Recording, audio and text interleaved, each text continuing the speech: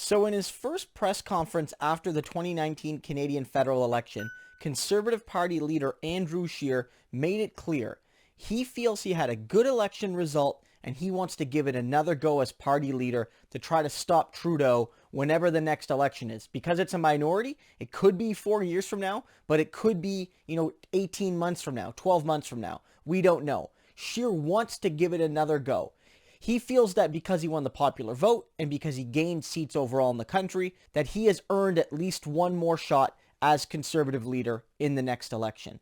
But Canadians aren't nearly as confident in Andrew Scheer as he is in himself. A poll done by Ipsos on election day asked Canadians, of each of the four party leaders, if they didn't win the most seats, should they resign or should they not resign?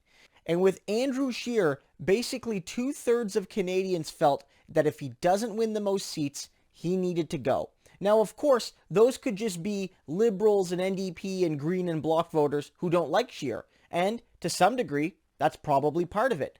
But 40% of people who identified as Conservatives in the survey agreed with that statement, that if Scheer doesn't win the most votes, he's got to go. And so that's 40% of your party. Now, this is just one poll, but it was a fairly large sample size. And to have 40% of your party already wanting you to go under the scenario where you don't win the most seats, and you were quite a few seats behind Trudeau, and you failed to make any significant inroads in places like the 905, in places like Quebec, and you made insufficient gains in places like the Maritimes, then a lot of people are going to question your ability to win the big one. Sure, you can run up the score in Alberta and Saskatchewan, but can you win the big one? And 40% of Conservatives seem to think that Scheer isn't the guy. And you might say, well, that's just 40%. That's less than half the party. True, but at a leadership review, getting 60% often isn't seen as good enough. If Scheer goes to his next convention and only 60% of Conservatives there say they have confidence in him, it'll likely mean a leadership contest has to happen. Scheer might run in that, but he could lose. And the elephant in the room in all of this is Peter McKay. Peter McKay is a former Conservative cabinet minister under Stephen Harper, but before that he was the leader of the Progressive Conservative Party, and he hails from Nova Scotia. And a lot of people feel that he has what it takes to lead the Conservatives past Justin Trudeau and to win key seats in Eastern Canada.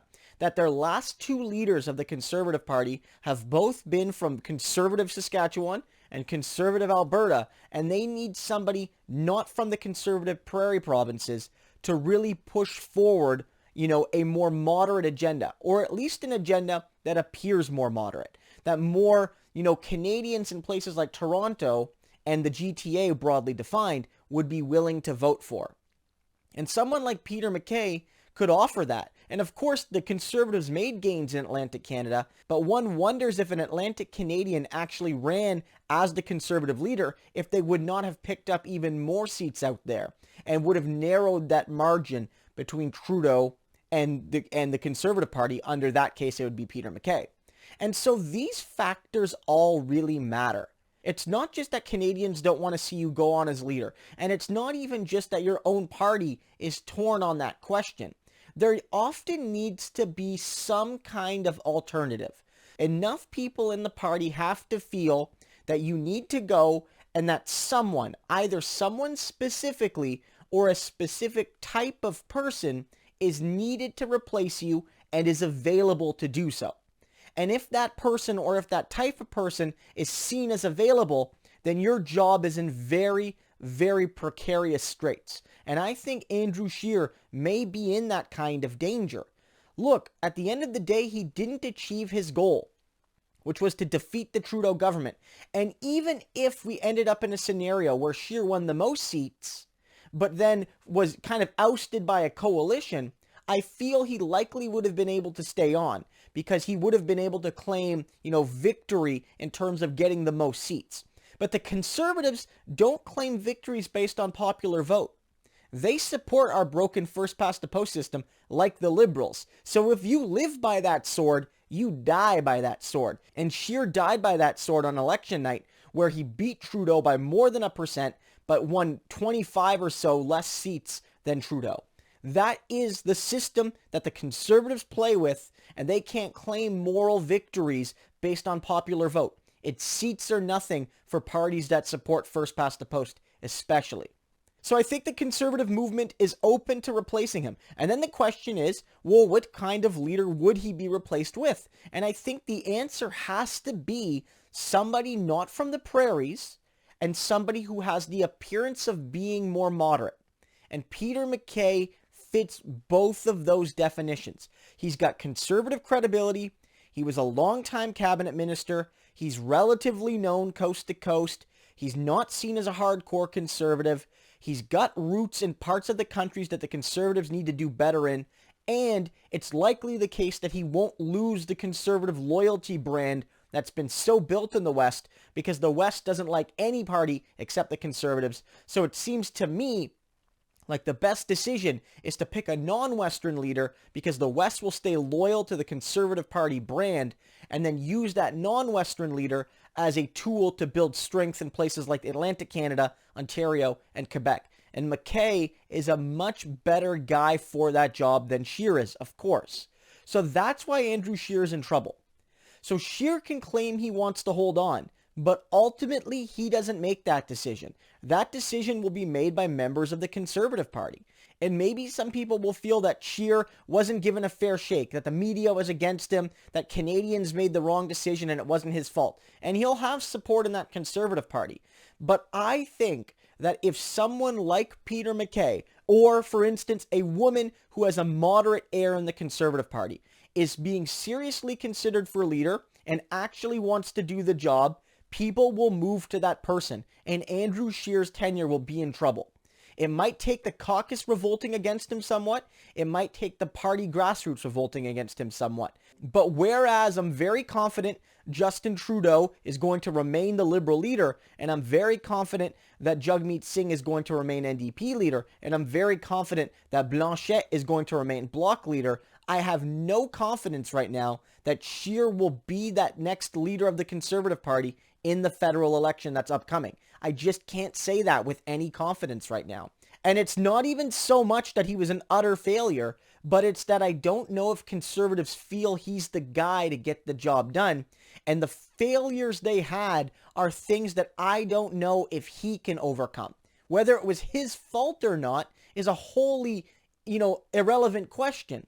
What matters is Scheer the guy to fix the Conservative shortcomings? And I don't think so, because Scheer is part and parcel those shortcomings. He is those shortcomings in some ways. They're going to want somebody else to get the job done. And let's also be clear. Scheer had a good chance of winning this election, but he kind of blew it down the stretch. He made big mistakes. He didn't disavow social conservative values quickly and strongly enough. He lied about the NDP and the Liberals' campaign platform, days before the election, showing his desperation. There was a lot of times where Scheer could have done something differently, but chose to be too hyperbolic and too strident in a form of ideology that most Canadians just don't believe in. He made real mistakes in this campaign. He really did. But it's also the case that Scheer was already seen by many Conservatives as the sacrificial lamb candidate. Because before SNC-Lavalin, no one thought Trudeau was vulnerable this election.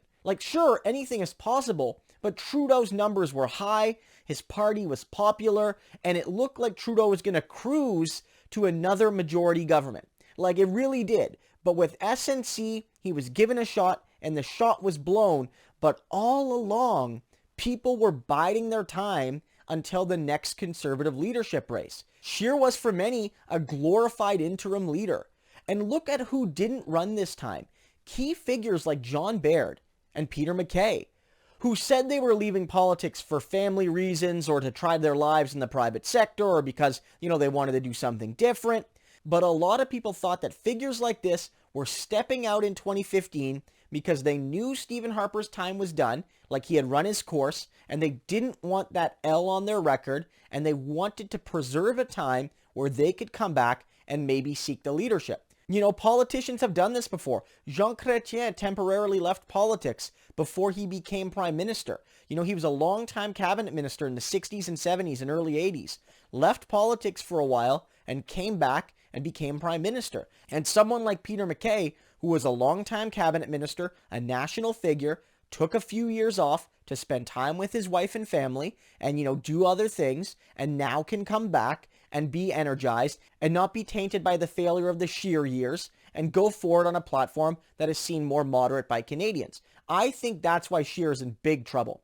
Big trouble right now. I'm not guaranteeing that he's going down, but Scheer seems to think the conversation is over. He said he's staying on, so he's staying on.